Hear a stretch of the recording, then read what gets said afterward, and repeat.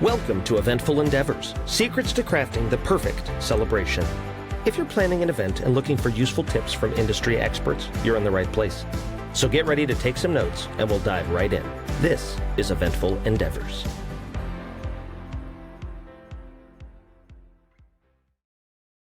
So, hi, my name is Kai with Felix and Figures, and here we have Anna, who is an amazing photographer with Wildly Connected. Say hi, Anna. How are you doing today? Hello, everybody. I'm doing well. Thanks so much for having me.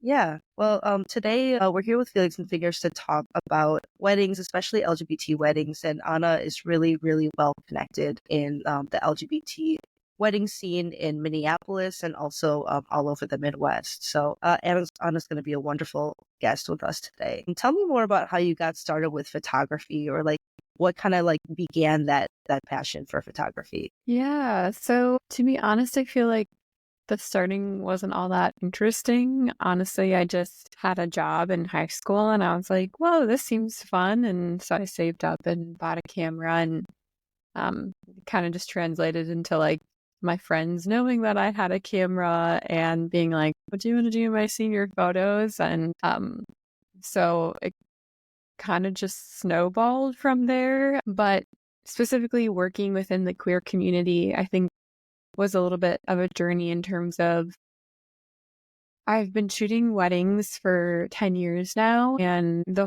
whole like huge first chunk of that was very like straight, very hyper religious weddings. And I just kind of was like, okay, wait, there's like something missing here. And like, this is not what I would want. And like, I never see myself in this, And so I can only imagine that other couples feel the same. And so over the last 3 years, I've kind of transitioned my business to primarily serving the LGBTQ community, and it's been really beautiful. Yeah, that's amazing. So that transition happened within the last like 5 years or so, or? It's been probably more like 3 years. Yeah. Nice. Yeah, that's really exciting. And you've worked with some really incredible planners. Like, what was one of your favorite planners to work with and why? Because I know that you've been able to work with so many different people from all walks of life. Yeah. So when it comes to, I kind of shoot like a variety of weddings and elopements. So on the elopement side, I kind of do all of that planning myself. And then with other planners, there's some local planners here in the cities called Queerly Beloved. And it's also two queer women who help plan other queer weddings. And that's been really fun. Yeah, that's a great time. So let's talk about a little bit about music because I'm obviously a musician with Felix and Fingers. We do dueling pianos for special events of all sorts, especially weddings. What is like one entertainer or musician that kind of like left an impression on you while you were doing a queer wedding, and why? I'm sure you've seen like hundreds of them because you're always like taking photos of everything and you're just focused on like getting the best shot and stuff. Yeah, it's okay. You don't have to think of it off the top of your head. I mean, I would say like being in, I'm not sure if this counts, but I think kind of having that focus on queer weddings. I've seen a handful of like drag performers come perform at weddings, which has just been really fun and feels like a really fun way to get the crowd like involved and excited. And I've seen both like performers do that, and then I've also seen like if one person in the couple happens to do it themselves, sometimes they'll kind of like pop out and like surprise their spouse and do it, which is really fun. So yeah. Best surprise. We actually have a player in the Bay Area that does a drag dueling pianos show, and like it's a very unique, very fun show. And I hope that he gets booked like all over the US because that's like two very specific worlds colliding of like dueling and everything. So that's super, super fun. Yeah. And I know that a lot of times you talk to vendors and you talk to vendors about like, okay, like here's a great way just to kind of approach like a queer wedding, or just how to be like mindful of demure and mindful of like, the LGBT community. I'm like, what are some things that you would say to a planner and to a vendor when you were kind of giving them like the 101 of working with an LGBT wedding? Yeah, absolutely. So I think like the baseline of what I tell everyone is kind of try to approach things both from a more like neutral standpoint and also from just like a very curious mindset standpoint. Because I think the hardest thing that people get caught up on is like, oh, well, I like don't necessarily have experience and I don't know the right things to say or ask. But I think for queer weddings, like each couple is so unique and it can be so many different combinations of like gender identities and representations and things like that. So I think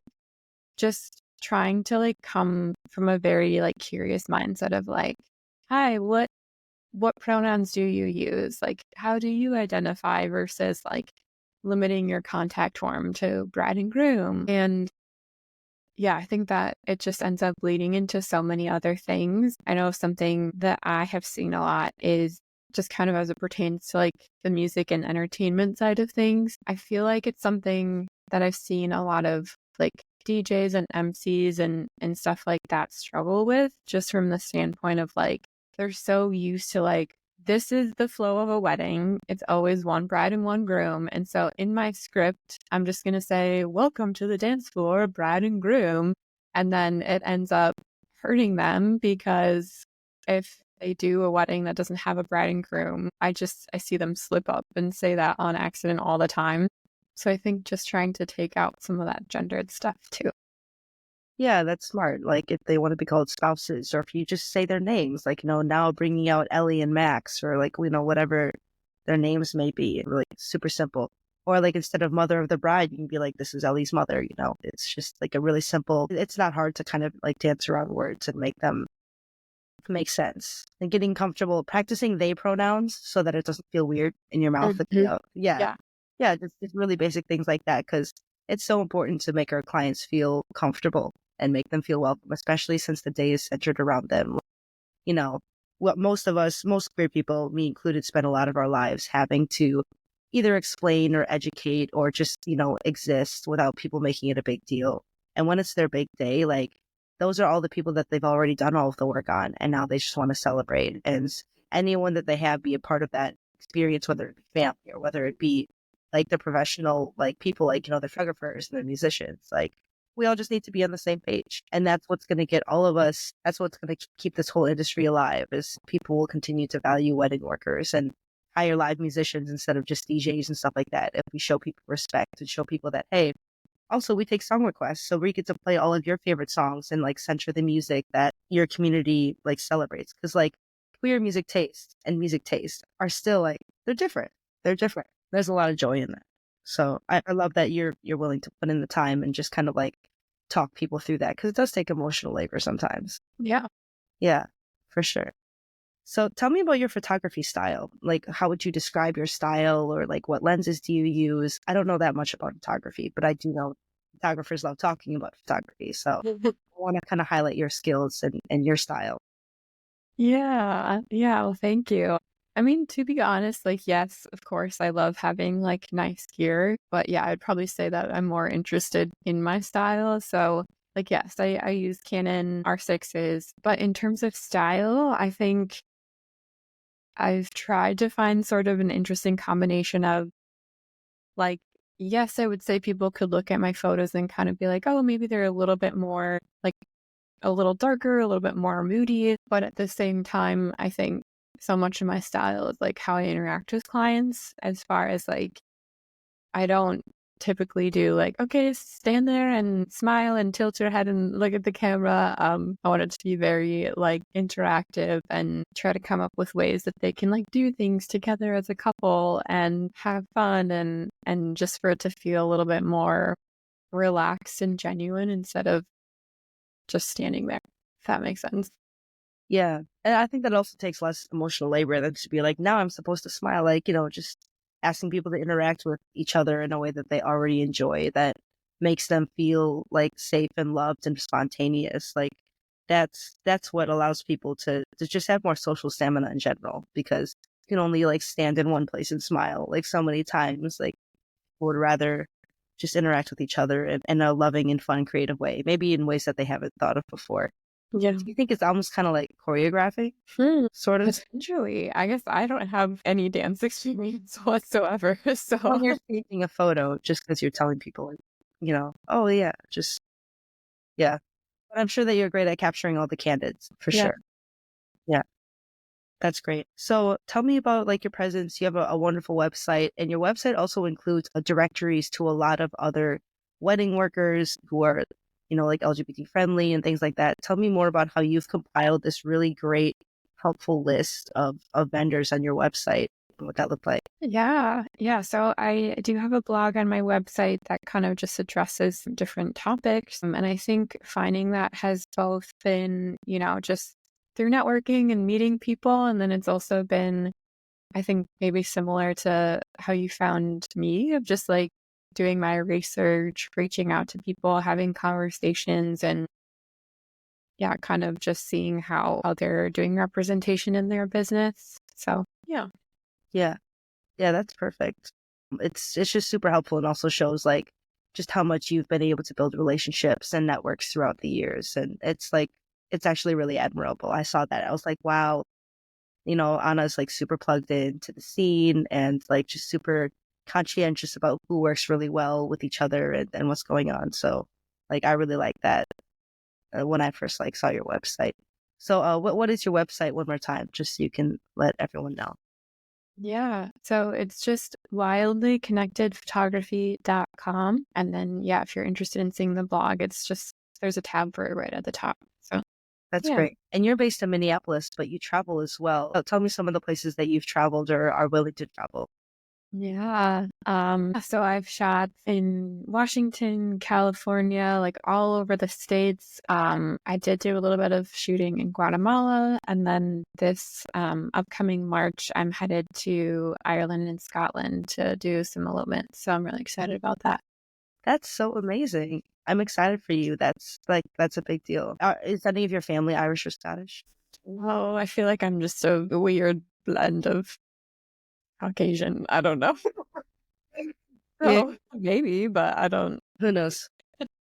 But that's going to be a really cool experience. Yeah, Felix and Fingers too. We play dueling piano shows all around the United States. We have offices in California, and Florida, DC, New York, LA. I already said California. Yeah, Minnesota, Minneapolis as well. Twin Cities. All Yeah. like we have people that all like travel and bring a whole rig and everything. So Felix and Fingers is also very open to traveling, and hopefully we'll be able to play on the same gig sometime. That would be really lovely. We do everything from small elopements to large weddings, and it would be really cool if our networks were able to continue to collaborate and fly. Yeah. Yeah, totally. Do you want to say anything more about where people can find you, like social media, other places that you're present? Yeah, so I am at Wildly Connected Photo on Instagram. And then I do also have a podcast of my own, also called Queerly Beloved. You can find that on Spotify, Apple Music, a couple other places. And that kind of just deals with like all things queer weddings. So, yeah. Thank you so much. Is there anything else you'd like to add today? Yeah, I think if you're like a vendor listening, just encourage you to like do the work to be more inclusive. And if there's like, I don't know, couples listening, just know that there are really lovely spaces out there for you. So, yeah. Yeah. Thank you so much, Anna. This has been Eventful Endeavors podcast. I'm Kai with Felix and Fingers Dueling Pianos, and we'll see you at the next one. Bye. Thanks for listening to another episode of Eventful Endeavors, Secrets to Crafting the Perfect Celebration. We hope to have left you with some actionable ideas for your own event. If you like the show, please subscribe and definitely leave us a review. We read every comment. So until next time, happy planning and see you soon on Eventful Endeavors.